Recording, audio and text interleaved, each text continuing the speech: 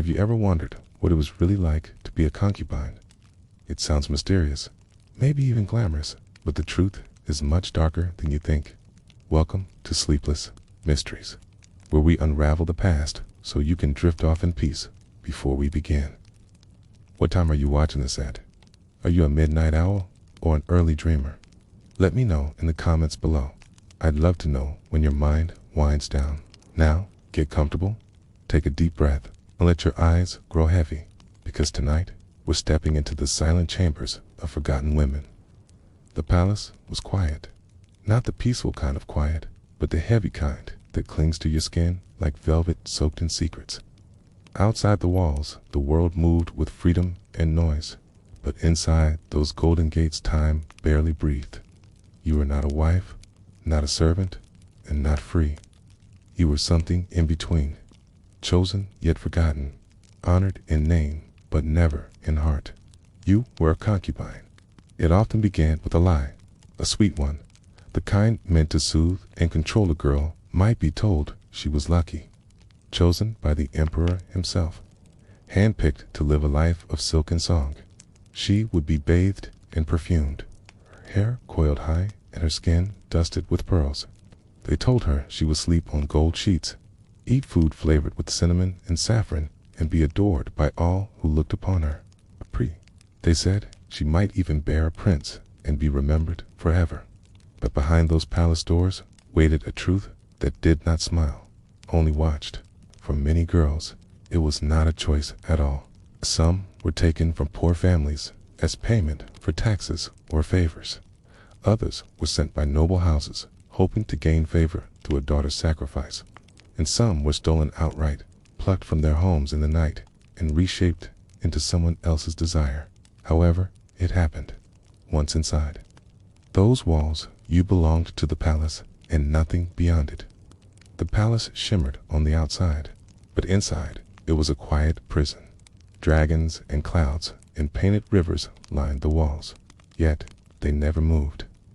Just like the girls trapped behind them, seasons came and went outside the stone, but within the women's quarters, every day bled into the next.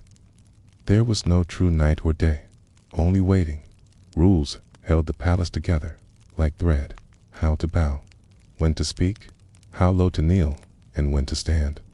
There were rules about which colors you could wear, which halls you could enter, which words were safe to say. A wrong smile could cost you your voice for a week, and not smiling enough could make you seem ungrateful or dangerous. Then came the competition. The emperor had many concubines, often hundreds.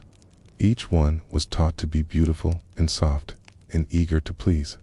They played music late into the night with trembling fingers, danced until their legs ached, painted their faces into living dolls. All for one glance, one night, one chance to be remembered. But most were not. If you were not chosen, you faded. And fading in the palace was a slow death. You were moved to shadowed rooms and given smaller portions, fewer silks, fewer smiles. Some girls grew old behind curtains, their names slipping into silence. Others whispered to no one, praying that someone might remember them, even once. Being chosen was not much better. You gave yourself away, body and soul. You were called only when desired, touched only when wanted, and dismissed when forgotten. Your body was no longer yours. It became a symbol, a vessel. And if you became pregnant, your womb became a weapon. A concubine who carried a son was both powerful and doomed. She might rise above the others, be given more gifts, more protection, more jealousy, but she also became a target. Other women watched with bitter smiles. Some waited, others acted. Poison found its way into teacups. Scarves tightened around sleeping necks. Shadows moved when they should have stayed still. Fear lived in every corner. Even laughter felt like a lie. A friend today might betray you tomorrow for a glimpse of the emperor's eye. No one was truly safe, not even the favorite. Loneliness followed you like perfume, sweet at first, but clinging until it became sickening, even when surrounded by other women. You were utterly alone. You could not trust them, could not confide, could not escape. Even the letters you wrote were read, sealed by hands not your own. You learned to speak in silence, to cry without sound, and to smile without joy. Sometimes a girl would sit by the window, watching trees sway beyond the walls. She would remember home, the taste of rice and wind, her mother's laugh, the freedom of dirt on her feet. She would close her eyes and imagine the jasmine in her hair was real, that the warmth on her cheek came from sunlight and not oil lamps. But even dreams had rules in the palace. Hope was dangerous, and memory was pain. If a concubine lost her child, she lost everything. She could be cast aside in a day, her silks stripped, her voice taken, her eyes lowered forever. It did not matter if the death was natural or not. Once her value was gone, so was she. So when people speak of concubines as lucky or royal or blessed, they forget the truth buried under layers of silk. That being a concubine was never about beauty. It was about survival, sacrifice, and silence. As you let your thoughts drift, imagine her, a girl behind golden doors, whispering into the night, not for love, not for fame, but just to be remembered. It began the moment she was taken, before her new name, before her new clothes, before she even stepped into the palace. They erased the girl she had been and built someone else in her place. Her hair was cut and reshaped. The braids of her childhood were gone, placed with oil and pins and jewels she had never seen before.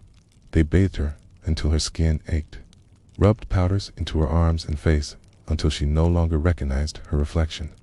Her clothes were stripped away, the cloth from her village exchanged for silk that shimmered with every step. They told her how to walk, slowly and lightly, as if floating.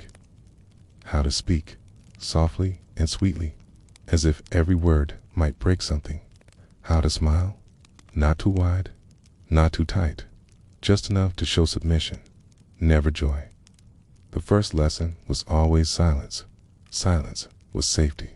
Silence meant you were obedient. Silence meant you were learning. Even your pain had to be quiet. If your feet hurt, you smiled. If your back ached from kneeling, you stayed still. If your heart longed for home, you buried it deep inside your chest. She was no longer a daughter or a sister. She became property. She was weighed and watched and judged, not by who she was, but by what she could become. Could she dance? Could she sing? Could she bear a child? Every movement mattered. Every breath counted. Every mistake remembered. In the hall of preparation, she was one of many. Girls stood in lines, moving like shadows of each other, each trying to master the same expression, the same posture, the same silence. None were unique. Individuality was dangerous. The goal was to become a mirror, a reflection of desire. Nothing more. She was taught to paint her face like a porcelain doll. Rouge on the cheeks, powder on the neck, a small touch of red on the lips. Too much, never too bold, just enough to look alive. Because the truth was, inside, she was vanishing. Sometimes they gave her a book to hold, not to read, just to carry. It made her look more refined, more worthy. She did not need to understand the words. She only needed to appear intelligent. Appearances were everything. There were days when the instructors inspected them without saying a word. They walked slowly through the room, eyes sharp, fingers twitching at the edge of their fans. A single nod meant you passed. A single pause meant something needed fixing. Too loud, too tall, too clumsy, too eager. Each girl held her breath, afraid to draw too much attention, and even more afraid to be ignored. At night, she returned to her chamber. It was small and cold and painted in gold. She lay on a soft bed that felt unfamiliar. She missed the straw mat she once hated, the scratchy wool blanket that smelled of smoke and stories. Now, everything smelled like roses, and nothing felt real. The silence was heaviest at night. That was when she remembered who she used to be. her mother's hands braiding her hair, her father's cough as he stirred the fire, her brother teasing her with a wooden toy. Memories came like ghosts, soft and unwelcome. She would blink them away and stare at the ceiling, waiting for sleep to rescue her. Other girls whispered in the dark. Some cried. Some prayed to gods they barely remembered. Some stared at the walls, eyes open, lips still, already ghosts. When a girl was chosen to serve, it was not because she was special. It was because she was obedient enough, quiet enough, beautiful enough. She was led through painted halls, her heart pounding behind her ribs like a trapped bird. She did not know what would happen, but she knew she could not say no. The emperor might not even look at her. She might be called only to pour wine, or to play an instrument, or she might be touched, softly at first, then without tenderness. Either way, she would return changed, not because of what was done, but because she now belonged even more to the palace. Once she had been chosen, even once, she was marked. Other girls looked at her differently, some with jealousy, some with pity, some with cold indifference. She could not undo it, could not erase the eyes that had seen her. She was now part of the inner circle, a place both higher and more dangerous. Some girls began to change their own voices, speaking higher, walking slower, hiding more of who they were. They learned to flatter with their silence, to speak through glances, to survive through stillness. It was not just training, it was transformation. They were not teaching her how to serve, they were teaching her how to disappear. And so she faded, little by little, until she no longer remembered how her voice sounded when she laughed, until her name no longer tasted familiar, until she was no longer a person, only a role, a shadow wearing silk, a ghost with a painted smile. When people imagine the life of a concubine, they often picture luxury, jewels, and a seat near the emperor's side. But what they don't realize is that his attention was rarely a blessing, and almost always a curse. Being noticed meant being seen, and being seen meant being used, broken, and eventually discarded. The emperor had many concubines, too many to count. Some were selected by officials, others by noble families, and some were simply chosen because they happened to please his eye. In a fleeting moment, they were not loved. They were not cherished. They were not partners. They were ornaments, momentary pleasures, bodies given a number and a place in the roster of his knight. When the summons came, it arrived without warmth. A maid would step silently into the quarters, eyes low, lips still, and whisper a name. The chosen girl would rise, trembling inside, but still on the surface, her every step carefully trained to look graceful. She would be washed, powdered, perfumed, and clothed in fresh silk. She had no say in it, no ability to decline, number room to be tired or sick or afraid. She was property, and tonight she was being used. The path to the emperor's chamber was long. She walked it alone, flanked by servants. Who would not speak? The walls were covered in dragons and clouds, symbols of power and destiny, but they felt like warnings more than decoration. The floor beneath her feet was smooth and cold, each step echoing louder than her thoughts. She had been prepared for this moment for years, but no amount of preparation could quiet the fear sitting in her stomach inside the chamber. The emperor was a distant figure. Sometimes he smiled, sometimes he didn't, but his mood didn't matter. She was there to be agreeable, to be beautiful, to be whatever he wanted her to be. He might ask her to sing, or to dance, or to pour him tea as he spoke about matters she did not understand. Or he might say nothing at all, simply gesture for her to kneel, to sit beside him, to remove her robe, and no matter what he did or did not do, she had only one option: obedience. There was no affection in his hands, no care in his gaze, but to him she was a body, soft and silent. He would take what he wanted, then dismiss her without a second thought, And as she rose, carefully wrapping herself back in silk, she would feel smaller than she had ever felt before, because he didn't even look at her when she left. Returning to her quarters was worse than going. Other concubines watched from their chambers, eyes narrow, faces calm, but behind every stare was a question. Had she pleased him? Would he ask for her again? Would her name rise in the ranks? Or would she vanish like the others, forgotten before morning? The more he summoned her, the more dangerous her life became. Whispers would begin, rumors that she was favored, that she might bear a son, that she was trying to rise above the rest, and those whispers carried sharp blades. A favorite was never safe. She became a target, not just for jealousy, but for sabotage. One loose hairpin, one spoiled dish, one unguarded moment. That was all it took to fall from favor, or worse, to disappear entirely. Some concubines tried to protect themselves with alliances. They offered small gifts to the older women, shared secrets, played games of flattery and manipulation. But in the palace, no friendship was permanent. No loyalty was pure. Everyone wanted something, and everyone was willing to betray for it. Others chose to hide. They tried not to be noticed, tried not to rise. They stayed in the background, careful not to stand out. But even invisibility was dangerous. If you were never summoned, you were forgotten. If you were forgotten, your life in the palace became one long death in slow motion. The worst part was that many of these girls began to believe this was love.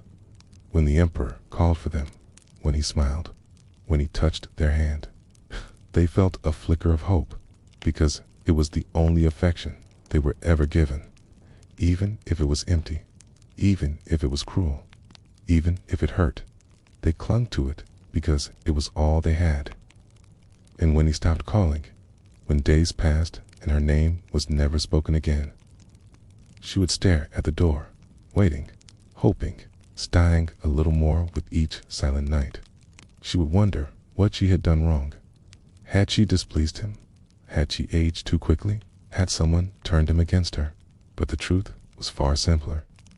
He had grown bored, and that was the end.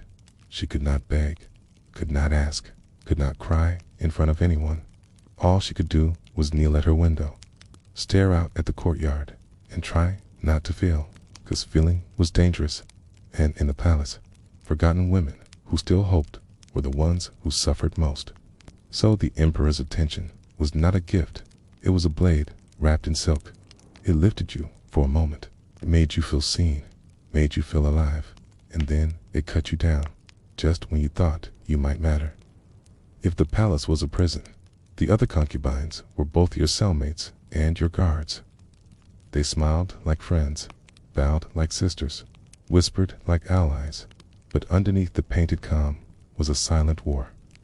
Each woman lived in fear of becoming invisible, of being forgotten by the emperor. And so they sharpened their beauty into a weapon. This was not a home. It was a battlefield dressed in silk. You learned quickly that your greatest danger was not the emperor, but the women beside you. They watched you closely, memorizing your routines, your weaknesses, your friendships. Even the smallest detail could be twisted into something cruel. One concubine might notice you were summoned twice in 1 week, and suddenly your name became poison on every tongue. Not because they hated you, but because they feared what you represented. Power in the hands of one meant less for the rest. Some women played the game with elegance, weaving false kindness into every word.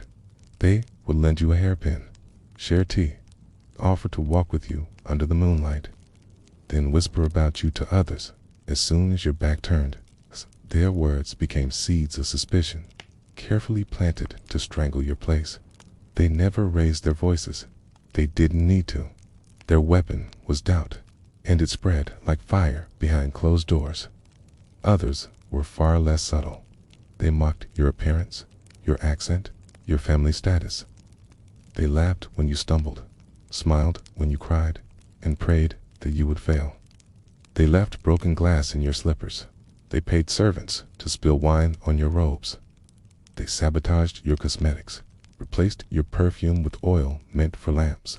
Every day, you woke up knowing someone was plotting to make you fall. Trust was a luxury you could never afford. Even the girls you once knew outside the palace became strangers the moment they put on their first set of court robes. Friendships turned into competition. Warmth turned into caution. And every secret you shared became a future blade pressed to your throat. There were stories, always whispered and never confirmed, of women disappearing after one mistake. One said she had spoken too freely about a dream she had. Another had laughed too loudly when the emperor passed her by. One girl had dared to keep a letter from her mother tucked beneath her mattress, and it was found during inspection. No one ever saw her again to survive. Some women joined factions. The older concubines often led these groups. Women who had once been favored, but now ruled with memory and influence.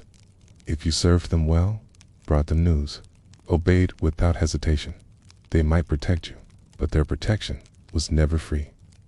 You became a pawn in their politics, sent to spy, to mislead, to damage another girl's chances. And if you failed, you were discarded just as quickly. The youngest concubines suffered the most. They entered the palace wide-eyed and soft-voiced, believing they could win affection with kindness alone. But kindness was seen as weakness. It marked you as easy prey. Some learned quickly, hardened their hearts, and sharpened their smiles. Others broke slowly, day by day, until they no longer spoke above a whisper. Even meals were dangerous. Every bite could be tainted, every cup a gamble. Servants were bribed, threatened, paid in favors. A girl who once laughed with you at dinner could slip something bitter into your rice by morning. And if you fell ill, they would say you were cursed or unclean. You would be isolated until you healed or faded from memory. The walls had ears, the floors had eyes, and the air between women was thick with suspicion. Every word you spoke had to be measured. Every emotion had to be hidden behind calm silence. A tear could be used against you. A smile could be misread. Some women survived by becoming exactly what the palace wanted. Quiet, beautiful, obedient, unthreatening. They gave nothing of themselves. No laughter, no secrets, no love.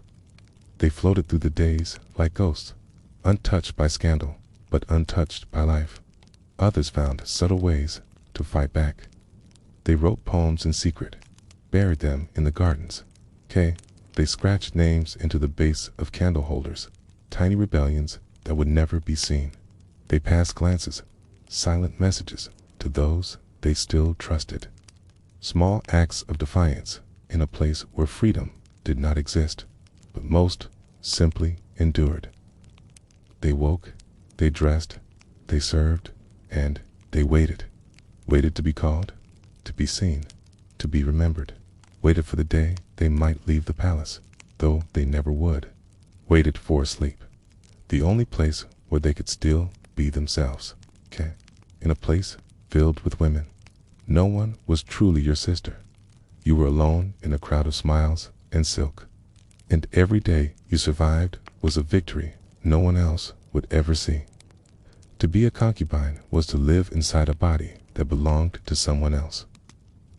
From the moment you entered the palace, your skin, your breath, your blood, all became property of the emperor.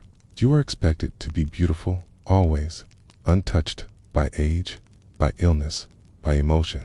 Your body had to obey even when your soul screamed beneath the surface.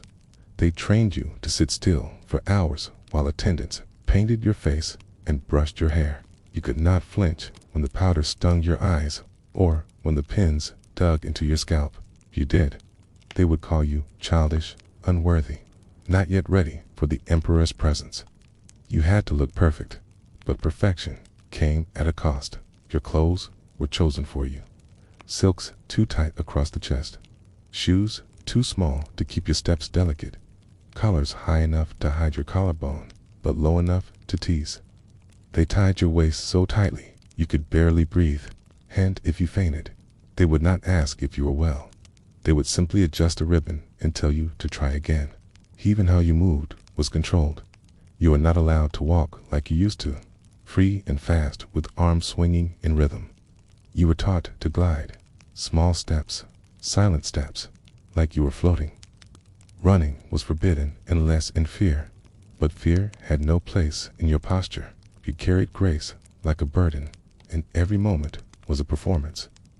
When you were summoned, you had to prepare your body as if it were a temple, bathed in rose water, skin scrubbed until raw, oiled until it glistened under lamplight. Your hair was styled in elaborate coils, your nails polished, your lips stained with crushed petals. They made you into a gift, wrapped in softness and silence. But inside, the girl you had been remained caged.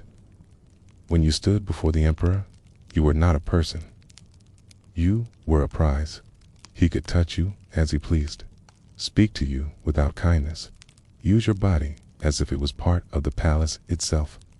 And if he chose to dismiss you mid-sentence or mid-touch, you had to bow and leave without a word. There was no permission, no desire that mattered except his. Ku could not say no, not with words, not with silence, not even with your eyes. Consent did not exist in the language of the palace. What mattered was how well you pleased him, how still you stayed, how quiet you remained. Pain was ignored, discomfort was expected. Even your health was no longer your own. If you were ill, they fed you bitter teas and demanded you smile through it. If you bled too heavily, they whispered of your weakness. If you became pregnant, your body became political property. Everything you ate, everything you drank, every movement was watched. Midwives treated you with reverence only when they believed the child inside might be a son. If not, you were barely more than a vessel waiting to be emptied. And if you miscarried, whether by stress, poison, or misstep, you were blamed. You were said to be cursed, disfavored, unworthy of motherhood. Some were cast out from the quarters altogether, never to be called again. The changes in your body brought shame instead of growth. Wrinkles around your eyes meant you were nearing the end of your use. A scar could disqualify you from attention. Even gaining a small amount of weight could cause whispers, and those whispers could become orders to leave the inner circle. You could not age, okay? You could not sag, darken, blemish, or change. You had to remain frozen in time, a living painting that never dared fade. But the body betrays us all, okay? And when it did, the punishment was silence. Some concubines turned to dangerous methods to stay desirable. They drank concoctions made from crushed pearls and dried snake skins. They refused meals for weeks, hoping to look smaller, softer, more fragile. Damn. They hid bruises with powder, rubbed herbs on their skin until it burned. All of it for a gaze that would never linger longer than a few breaths. There was no rest, no time where you could simply be. Even in sleep, you had to be careful. Servants watched you even then, judged you on how gracefully you slept, how still you stayed, how soft your breath sounded, okay? And if your body broke from the pressure, you were blamed for that too. Tears were weakness, fatigue was laziness, sickness was failure. So you smiled when you were summoned, cute, mild when dismissed. You woke before dawn and stayed silent through the night. And all the while, your body was never yours. It belonged to the palace, to the emperor, to the silent expectations etched into every wall. You've lived in your skin like a tenant in a burning house. You cared for it only to keep surviving, because survival was the only thing left. If there was one thing more dangerous than being a concubine, it was becoming a mother, because giving birth to the emperor's child did not mean safety. It meant you were suddenly a threat. A woman holding power she never asked for in a world that would never let her win. Pregnancy shifted everything. You were no longer just a body to be summoned and forgotten. You carried something valuable now, something political, something others would kill to protect or destroy. At first, they celebrated you with sweeter food, softer pillows, warmer baths, attendants at your side, day and night. But that protection was never for you. It was for what you carried, because the child mattered and you did not. Other concubines smiled with soft eyes and sweet words, but their thoughts were sharp and quick, wondering if your child would be a boy, if he would become the heir, if your name would rise while theirs fell into dust. They watched you closely, not out of curiosity, but calculation, waiting for signs of weakness, listening for slips of the tongue, praying silently for your downfall, because your success meant their extinction. You did not sleep without fear, and you never ate without wondering who had prepared your plate. Even your own servants felt unfamiliar, as if any of them could be bought or threatened or turned against you. Every kindness became suspicious. Every compliment felt like a blade hidden in silk. Every hallway seemed darker. Every corner a place where someone might be waiting with poison or worse. Some women didn't make it to birth, not because of natural sickness, but because the palace was not built to protect them. A misplaced step on a slick floor, a servant who looked the other way, a tea too bitter to finish. The stress alone was enough to break a woman, because fear carved itself into your bones with every breath you took for 9 long months. But their bows came with cold eyes and sharp tongues, because your existence threatened their place in the palace. But the mother of the emperor's child, and that made you powerful, but also deeply alone. Your child was born and lived, your life transformed instantly. Now you were no longer just a concubine, and was taken from your arms to be raised by nurses, taught by officials, shaped into a prince by people who did not love him. But you were no longer his comfort, no longer his home, just a name he was taught to respect from a distance. If your child was a son, your name rose in rank, and others began to bow lower than before. They didn't see you as a mother. They saw you as a rival with dangerous blood in a womb and a future that could erase their own. But the bitter truth was that the child was never really yours. From the moment he took his first breath, he belonged to the palace. You might see him occasionally, maybe touch his hand or sit in the corner while he studied. If he grew strong and clever, you were praised as the mother of a future leader. But if he grew sick or foolish, you were blamed for your blood, your upbringing, your presence. But the truth was that motherhood in the palace was not purpose, but politics, not joy, but pressure. If he died, everything you had became nothing overnight, and many mothers vanished in silence before they could bury their grief, 'cause he had too many children to care and not enough time to love. If your child was a girl, the palace treated it differently. A daughter did not threaten succession. She was a piece to be married away for alliances, useful but not dangerous. And yet she was still taken from you, raised by women who would teach her the same lessons you once suffered through: how to kneel, how to bow, how to survive by disappearing. You could only watch as your own daughter was shaped into another concubine, another soft voice behind silk, another woman who would never be free. Many concubines dreamed that motherhood would give them purpose, that their pain might finally mean something. You were not allowed to rock your child beneath the stars or whisper songs at bedtime. Even love had to be silent, hidden, disguised as duty. The emperor might hold your child once, maybe twice, smile for a moment before walking away without a second thought. To him, your child was not a person but a possibility, a name on a scroll, a symbol of legacy. And if he died, everything became worse, because your child became a pawn in battles too large to understand, and you, as his mother, became an obstacle to be removed.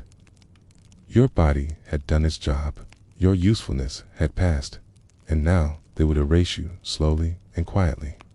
So many concubines prayed to never become pregnant, and those who did prayed every day that their child would not die. Not only in the palace, even your tears needed permission. Motherhood should have been sacred, But here, it was strategy. And no matter how much you loved your child, someone always had the power to take them away. Time inside the palace did not pass like it did in the outside world. It crept in slowly, silent and sharp, and every moment etched itself into your skin like an invisible knife. When you first arrived, they praised your youth, your smooth skin, your bright eyes, your soft voice, as if your worth began and ended at how young you appeared. The older women watched you from the corners of the courtyard, their faces unreadable, their posture too straight, their words too measured, because they had once been you and they knew exactly what was coming. No matter how careful you were, no matter how skilled, how beautiful, how quiet and graceful you tried to be, a kind would still find you, and when it did, the palace would pretend not to see you at all. At first, the changes were small. A line near your mouth that makeup could cover, a stiffness in your back when you knelt too long, a yawn you couldn't quite hide at sunrise prayers. You still tried to smile, still bowed just as low, still wore the finest silks and the softest slippers, but the emperor's eyes no longer paused on you the way they used to. You were still summoned now and then, still served tea, still danced under the lantern light. But afterward, no one spoke of you, and the silence was worse than cruelty. Servants began to look through you instead of at you, their bows a little shallower, their voices a little less careful, because they knew you had begun to fade. There was no celebration when you aged, no ceremony, no thanks for years of quiet sacrifice, no recognition that you had endured longer than others. You simply stopped being useful, and in the palace, usefulness was survival. The emperor did not discard you outright. That would have been too obvious, too cruel. Instead, you were simply not called again, and with each passing week, you were moved farther from the inner halls. Your chamber placed deeper in the winding corners of the women's quarters. Your name spoken less and less until it was no longer remembered at all. You still woke early, still dressed with care, still painted your lips and shaped your hair, hoping maybe today someone would remember. You stood beneath flowering trees, hoping your presence would be noticed, hoping the silk you wore would catch the light just right.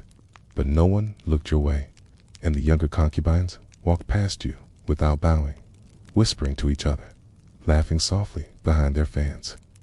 Not because they were cruel, but because they saw what you had become and feared becoming it themselves. The cruelest part was that you were still alive, still breathing, still dreaming, still feeling everything. But the palace did not allow older women to feel. It expected silence and stillness and invisibility. So you gave it what it asked. You lowered your voice. You avoided the main paths. You stood at a distance and watched as the cycle repeated again and again. Some older concubines clung to memory, retelling the story of the night they were chosen, of the poem they once recited that made the emperor smile, of the time he placed a robe over their shoulders when the wind grew cold. They whispered these stories like prayers, not because they believed they mattered, but because they needed something to hold on to. Some proof that they had once been seen. Others turned bitter, sharp as broken glass. They mocked the younger girls, gave harsh advice, tried to control what little they had left. But bitterness was heavy, and it made them sink faster. The palace had no patience for sharp tongues, unless they still held beauty. A few simply stopped trying. They let their robes fade. They stopped using perfume. They sat in shaded gardens and stared into the middle distance, not angry, not sad, just hollow, because when you were no longer useful, no longer beautiful, no longer desired, what were you supposed to be? You were not allowed to leave. Even if you asked, they would not grant it. Once you entered the palace, you belonged to it until you died. Some concubines passed quietly in their sleep, their names not even recorded. Others grew sick and were given little care, forgotten until their final breath. There were no funerals, no mourning rituals, no families allowed to come and light incense, just a servant to take the body away and a new girl to take the room. And so, age became your sentence. Not because growing old was shameful, but because the palace treated it like a flaw, a failure, a reason to erase you. You had given everything, your youth, your voice, your body, your dreams, and when they were used up, you were expected to disappear without complaint. The worst part was that you still remembered who you used to be. You remembered running in the fields before you were chosen. You remembered the first time you saw snow fall over the garden wall. You remembered laughter that wasn't forced, a pay. Now, all you had was silence and memory. And silence is the loudest thing in a forgotten room. Every door in the palace could open, but none of them led to freedom. From the moment you entered, you belonged to the emperor, to the court, to the walls that watched you sleep. There was no escape, not through silence, not through loyalty, not even through death. The palace was a place built to keep you in until you were nothing but a name no one remembered. They never told you that when you arrived. They spoke of beauty and opportunity, of how lucky you were to be chosen. They promised food and safety, silk and music, the chance to live near the emperor himself. But they did not tell you that the gates would never open again, not for sickness, not for longing, not even for love. Some concubines asked to leave in the early days, still full of innocence and hope. They wrote letters, bowed before senior officials, begged with shaking voices to return to their homes. Those letters were never sent. Those voices were never answered. The girls who asked too often were punished quietly, given worse quarters, assigned stricter duties, or ignored entirely until they learned to stop asking. You were not imprisoned by chains, but by expectations, by rituals and rules that held you tighter than iron ever could. You couldn't just walk away, because to leave meant to shame the emperor, and to shame the emperor was to risk everything.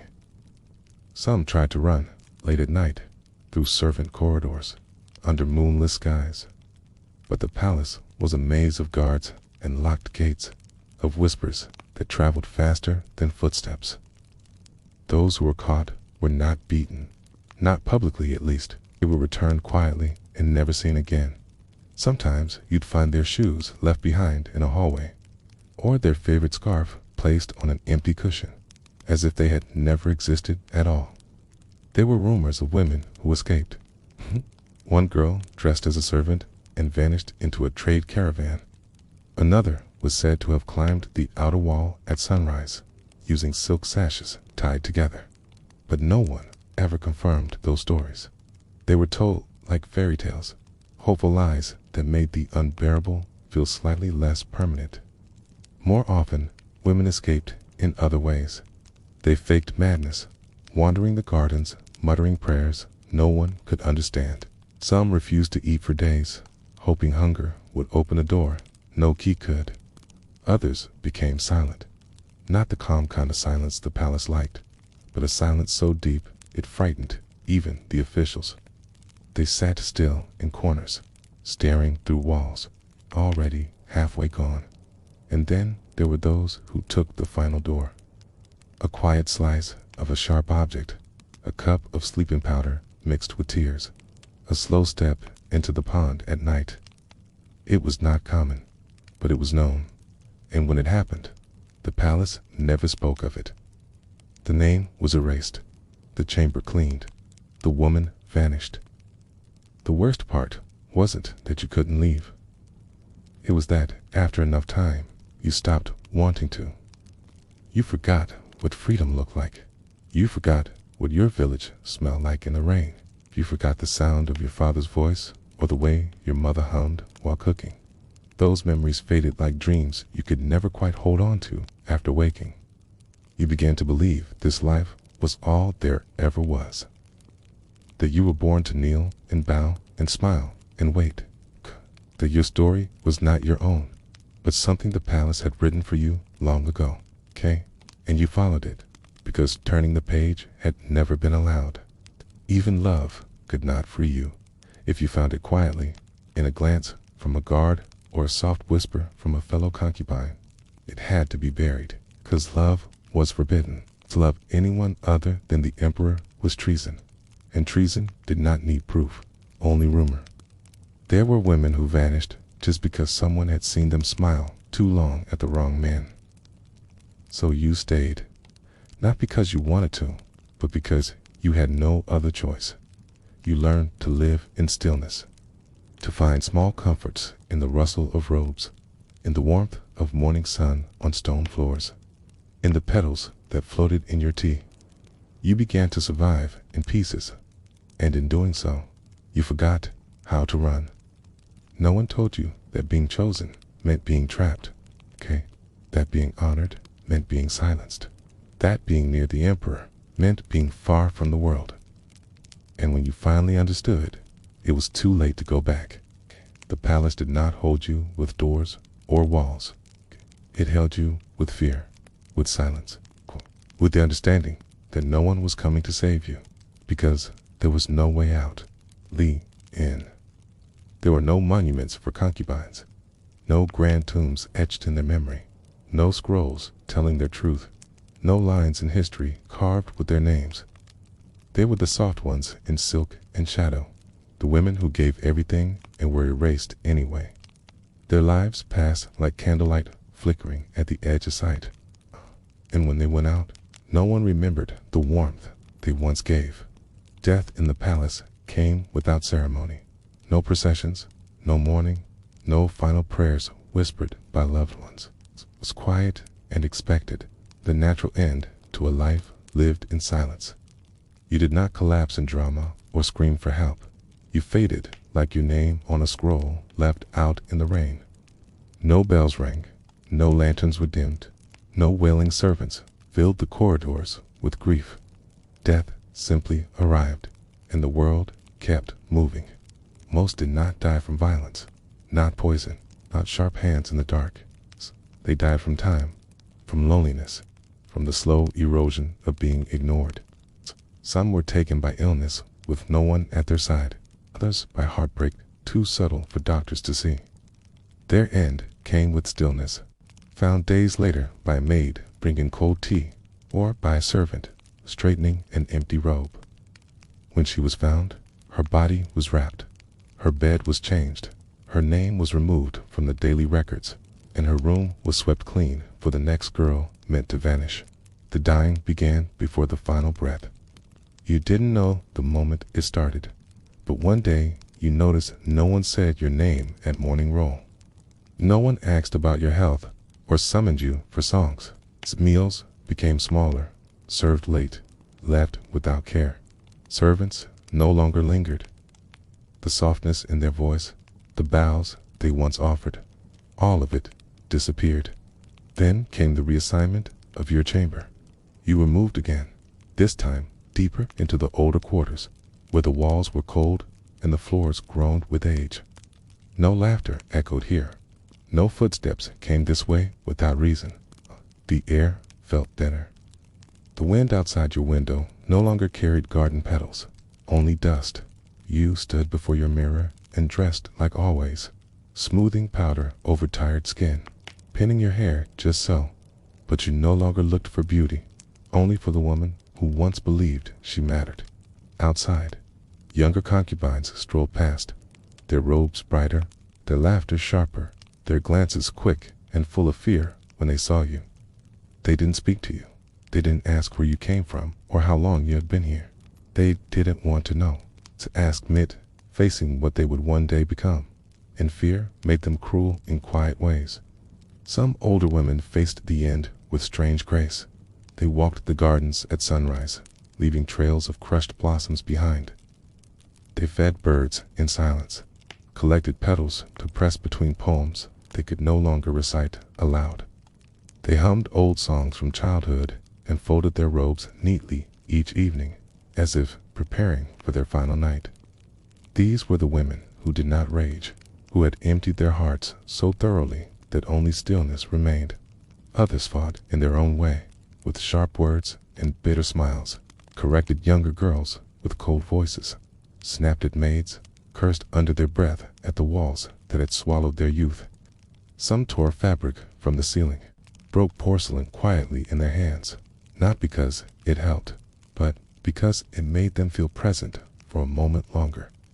Anger was the only fire left. And then there were the ones who simply waited, who moved slower each day, who spoke less and less until one day they didn't speak at all. They sat by windows and stared into the courtyard, watching shadows drift across stone paths, waiting for nothing, because nothing ever came. Their bodies didn't collapse.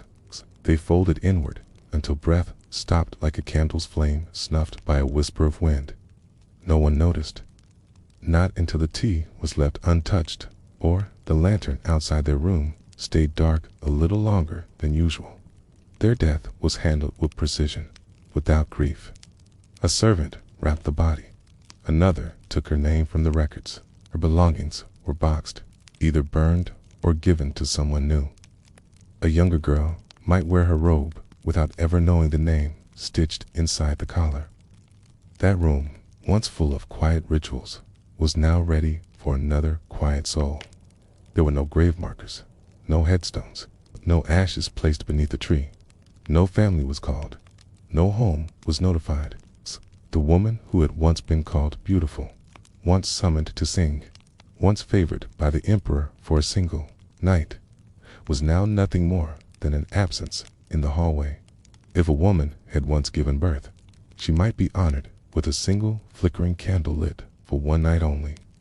A gesture so small it felt insulting, as if her life had been no heavier than wax and string. Even those rare women were forgotten before the flame reached the bottom of the dish. The world inside the palace moved fast, fast enough to erase. And the cruelest truth was that most of them weren't afraid of death. They were afraid of being erased completely, of having no one remember they had once existed at all. 'Cause the palace did not hate you. It simply did not care. You were not punished. You were forgotten. And sometimes that was worse. You gave your youth, your voice, your sleep, your love, your silence. You followed rules that drained your soul. You wore smiles you didn't feel. You gave everything you had, and then they took the rest. And when you were gone, the lanterns still glowed. The emperor still dined. Music still played. New girls still arrived through the gates. The palace did not pause. It simply replaced you. You weren't honored. You weren't missed. You were folded away like fabric gone out of fashion. Your name was not spoken again, not even once. And that was the true end. When the palace grew quiet at night, after the lanterns had burned low, after the footsteps had faded and the music had stopped echoing through the stone halls, something else settled into the air. Not sleep, not peace, but silence, thick and alive, like the breath of every forgotten woman still lingering in the corners of every chamber that had once been hers. That silence held their stories, not the ones written by men or whispered by historians, but the real ones, the ones made of longing, of fear, of nights spent staring at the ceiling with hands folded tightly in their lap, because even in sleep you had to remain composed. These were not grand tales of love or scandal. They were smaller, quieter, stories told by bodies that bore too much weight, by voices that had not spoken their true names in years, by hearts that still beat inside of women who had not been touched with kindness since the day they arrived. The palace didn't erase you all at once. It stripped you slowly, piece by piece, till you couldn't remember the sound of your own laughter or the shape of your own dreams. First, it took your freedom, then your voice, then your time, then your identity, and when it was finally done, left your body behind like a shell of someone who used to be alive. But there was always something left, even after all that, some part of you that clung quietly to the edges of your mind, a memory, a name, a moment, a fragment that refused to be erased. You could walk the halls as a ghost in silk and still carry that fragment with you, even if it had to be hidden so deep inside you that it could only come out in your dreams. That was the cruel paradox of the palace. It demanded everything from you, okay, and gave you nothing in return. And yet, you still hoped. You hoped to be seen again, hoped to be remembered, hoped that one day someone would write your name down and spell it right. Not just as a title or a rank, but as the girl who once loved the rain, the one who cried the first night she slept in silk, the one who prayed not for favor, but for her sister's safety. You hoped because it was all you had left. There were concubines who came and went without a trace, who never bore children, who never gained favor, who never caused trouble, who lived and died in perfect silence. The palace's ideal ghosts. But there were also the quiet rebels, the ones who wrote poems on scraps of silk and hid them behind stones, the ones who carved small marks into the wooden beams behind their pillows, not as a cry for help, but as proof that they had existed. Those marks remain, even if the names do not. Faint grooves in the wood. Fragments of rebellion worn into the very bones of the palace. Sometimes the emperor would pass by the older quarters, but he never looked. He never asked about the women he had once chosen. Never wondered where they were now, or if they were still alive. To him, they were moments, not people. Pretty faces and soft voices he had collected, like coins, and then forgotten in the bottom of a drawer. He did not remember their names because he never tried to know them. And that was the final wound. Not being cast aside, not growing old, but realizing you had never been seen in the first place. And yet, despite everything, many concubines continued to live with grace, not because they forgave the world, not because they found happiness in their role, but because they refused to become as hollow as the silence around them. They braided each other's hair, shared stories beneath the trees when no one was listening, passed cups of warm tea between trembling hands, and smiled for real, not for power or favor, but because it was the last part of themselves they could still give freely. They survived each other, not the emperor. Sometimes you would hear singing late at night, far from the main halls, a melody too soft to trace, a voice too tired to finish the last note.